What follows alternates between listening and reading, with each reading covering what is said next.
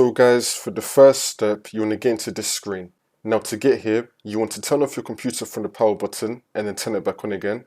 As soon as it turns on, you want to turn it off again and then turn it back on again. You want to repeat this 3 times. So you want to turn off your computer from the power button and then turn it back on again. As soon as it turns on, you want to turn it off again and then turn it back on again. You want to repeat this 3 times, and then on the 4th time, when you turn your computer on again, it will then take you into this screen. It's going to be saying that your PC did not start correctly. You want to click on Advanced Options.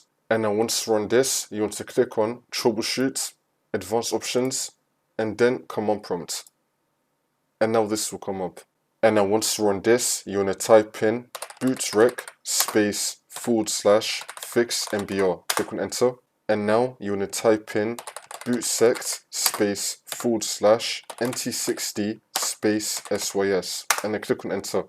And now you want to type in bootrec /fix boot, click on Enter again.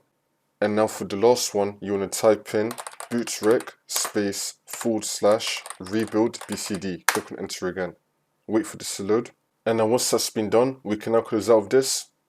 Now you want to continue to Windows, and this should now fix your problem.